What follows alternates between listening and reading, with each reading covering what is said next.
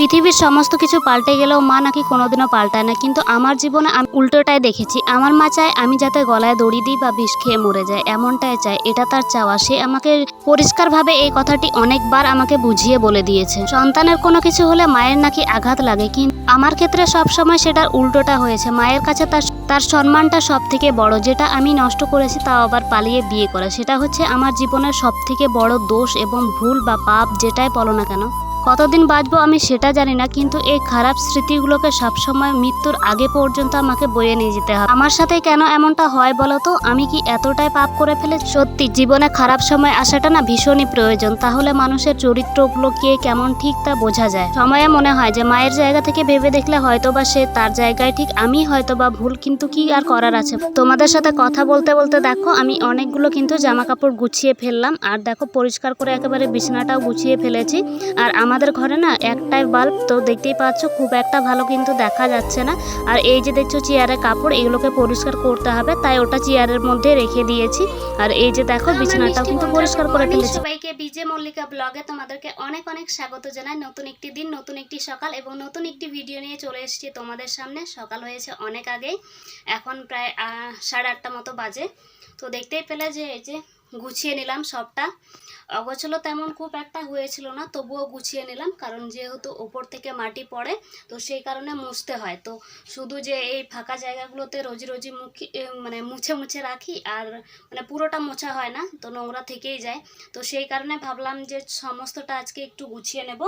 তো গুছিয়েও নিলাম, আর বিছানাপত্র সমস্তটা গোছানো হয়ে গেছে, কিন্তু এই টেবিলটা দেখো এখনও গোছানো হয়নি। তো এখন ওটাকেই গোছাতে হবে। আর এই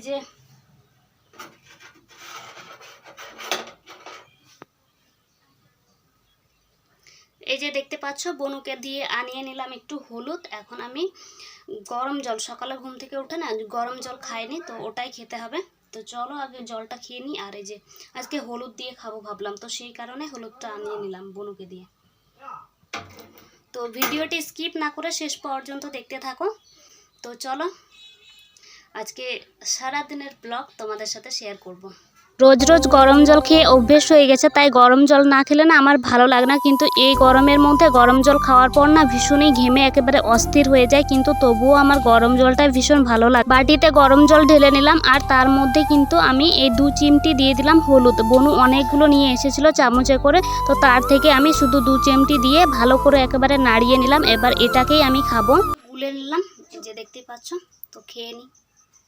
গরম জলে হলুদ দিয়ে খেতে না একটু কেমনই যেন লাগছিল। আর পাশে কিন্তু বনু দাঁড়িয়ে দাঁড়িয়ে আমাকে দেখছিল। তো বনুর সাথে আমার তো এই মুখ ভেঙানি সবসময় চলতেই থাকে, আমাদের ঘুমছুটি কি আর বলবো। গরম জলটা খেলাম, গরম জলটা খাওয়ার পর এই যে দেখো টেবিলটাও কিন্তু গুছিয়ে নিলাম।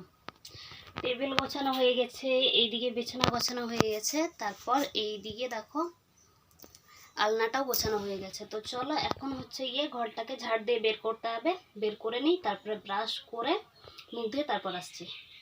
সকালবেলাতে এই যে ব্রাশ করে মুখ ধুয়ে একেবারে ফ্রেশ হয়ে নিলাম, ভালো করে মুছে নিয়ে আবার চুলটাকে আঁচড়ে নিচ্ছি। আমার চুলগুলো না কেমনই যেন একেবারে হয়ে গেছে। অনেক দিন থেকে মাথার মধ্যে কোনো তেল দিইনি, ওই যা সিল্কি স্যান্ডগুলো দেওয়া হয় ওটাই দিয়েছি, আর দিইনি কিছু। আসলে এখন হাতে টাকা নেই দেখে কোনো তেল আমি কিনতে পারছি না। পাশে ওড়নাটা রাখা ছিল, তো ভাবলাম যে চলো কাপড়ের উপরে এটাকে দিয়ে দিই, না হলে নোংরা পড়ে আবার নষ্ট হয়ে যাবে কাপড়গুলো। করে নিলাম, ব্রাশ করে মুখ দিয়ে মাথাটা কিন্তু চিরুনি করে নিলাম। আর এই যে উপর থেকে দিয়ে দিলাম ওড়নাটা, যাতে নোংরা না পড়ে সেই কারণে। তো এখন পেয়ে গেছে খিদে, তো চলো আগে পেট পুজোটা করে নিই। আর তোমাদেরকে বলেছিলাম যে মা কাজে যেতেছিল, তো সেটা 2 দিন গিয়েছিল, আর হয়ে গেছে ওটা। তো চলো তাহলে খেয়ে নিই আগে। এই যে দেখছো ডালটা রান্না করা হয়েছে, এটা কিন্তু কোনো তেল লাগেনি, এটা বিনা তেলে রান্না করা হয়। এই রেসিপি জানতে হলে কমেন্ট করো। আর আজকে হচ্ছে গিয়ে আলু ভাজা, আর সাথে হচ্ছে শুধু আলু না, আলু করলা ভাজি, আর তার সাথে ডাল। তো চলো তাহলে খাওয়া দাওয়াটা আগে সেরে নিই। তাহলে খাওয়া দাওয়ার পর সেই ভাত ঘুম দিয়ে দিয়েছিলাম, তারপর ঘুম থেকে উঠে স্নানটা সেরে নিলাম। আর স্নানটা সেরে কিন্তু এই যে দেখতে পাচ্ছ এখন তোমাদের সামনে। আর এখন অনেকটাই বলতে গেলে বিকেল বলা যায় না, কিন্তু যেহেতু মেঘ করেছে, আর কিছুক্ষণ আগে পর্যন্ত বৃষ্টি পড়ছিল, বেশি না হালকা হালকায়। তো এখন আবার পড়ছে না, মেঘ করেছে বেশ, মনে হচ্ছে বৃষ্টি আসবে। তো এখন করতে হবে বিকেলের কাজ। তো চলো টুকটুক করে বিকেলের কাজগুলোকে সেরে নিই। যখনই আমি এটা আমার নিজের বাড়ি মনে করে কোনো কিছু করতে যাই, তখনই আমাকে প্রতি পদে পদে বুঝিয়ে দেওয়া হয় যে এটা তোর বাড়ি না, তুই এই বাড়ি থেকে বেরিয়ে যায়। চাইলেও তোমাদের সাথে ভালো কোনো ভিডিও শেয়ার করতে পারি। বিকেল 5:30 মতো। তো মা আর বোনও দুজনে গিয়েছিল বাজারে, বাজার থেকে নিয়ে এসেছে এই যে দেখতে পাচ্ছ তরমুজ, আর এই যে এখানে আছে ভাস্তি, সাথে এই যে আরেকটি ভাগ্নি আর বোনও আছে এখানে। তো চলো এটাকে এখন করতে হবে বলতে কি এটা এখন কাটতে হবে। তো চলো কেটে নিয়ে এই যে দেখছো তরমুজটা, এটা কাটতে গিয়ে আমার নাজেহাল অবস্থা হয়ে গেছে, কিন্তু কেটে যে এত বাজে একটা তরমুজ বেরোবে সেটা আমি কখনো ভাবতে পারিনি। দেখতে পাচ্ছ কাঁচা আছে তরমুজটা, আর একটুকু মিষ্টি নেই। বনুকে পাঠিয়েছিলাম, এইরকম একটা তরমুজ নিয়ে এসেছে, কি আর বলবো। সেই তখন তোমাদের সামনে আসলাম যে আমরা তরমুজ খাবো।